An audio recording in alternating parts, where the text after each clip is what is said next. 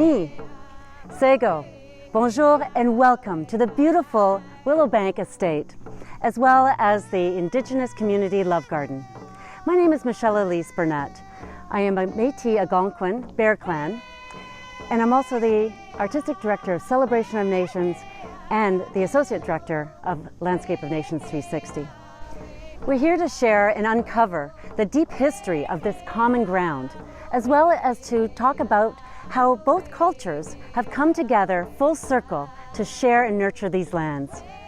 And to tell us more about the history of these common grounds, I'd like to invite Michael Halley. As part of the Niagara Peninsula Geopark geosite, this is the first geosite in Niagara. And the fascination for me doesn't start on the surface. It starts deep within the ground. 500 million years of rock exist at the base of where we're standing today, which represents the base of the Niagara Escarpment. The next layer, which is the archaeological layer, runs from about 10,000 to 8,000 years ago, and the first nettling arrowhead was found on this site, which represents the first pre-contact with the indigenous people in this region. The next most important element that we have discovered is some tile that dates back to between 400 and 300 years ago and represents some of the first indigenous tile work that was discovered anywhere in southern Ontario. Discovering what's beneath the ground has been a large challenge on this property, and something like 12 separate archaeological digs have been undertaken here, some of them going back as far as 20 years. What we've been able to discover is that this was once an encampment site for Indigenous, probably on the move for trading and also for places to rest while they're on their journeys. One of the most interesting elements of that is that there are a lot of sites on this property that represents ceremonial sites, and that is a tremendous find from the archaeological point of view. Another major shift that we found in the archaeological digs was the arrival of the colonial period, and the occupation of both Indigenous and colonial on this land represents our theme on common ground. This property represents a great deal of history, a lot more than we have time to share right now. So during the War of 1812, this had to be a very pivotal property. And there are artifacts that represent the military side of the War of 1812, which is represented by many artifacts such as cannonballs and military buttons and that type of representation.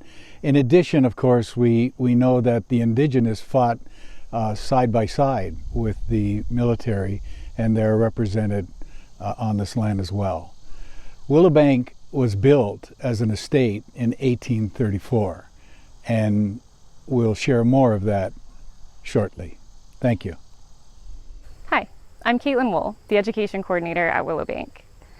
Today, Willowbank is synonymous with the School of Restoration Arts with our Heritage Conservation Diploma program. But the school and the house itself have only been here for this tiny blip in time relative to the thousands of years of Indigenous use of the site. So that layer, the Indigenous community past and present, is a huge part of this cultural landscape, and it's so important that it's represented prominently with the Love Garden. I've always felt that the transience of individuals is really emphasized here in this landscape, both built and natural. The site's always been this axis of motion, of change for everyone who passes through it for thousands of years, and now today with our students who just sort of pause briefly here for their 3 years. It's cyclical, it's seasonal, and it's very natural. This place is sort of magical, actually. So that sentiment, first for the students, for me, for the school, it's captured by the Love Garden. and the Love Garden community. The garden represents our two communities walking on this shared path together on these common grounds.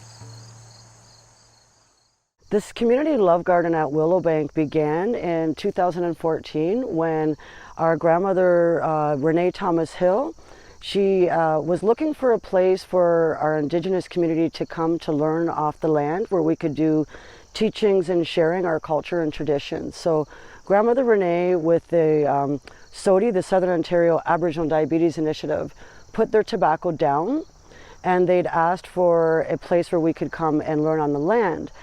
And within a short period of time, the Willowbank had reached out about doing a garden. So we came together and we shared our vision and eventually made our way up here to the property that we're on now.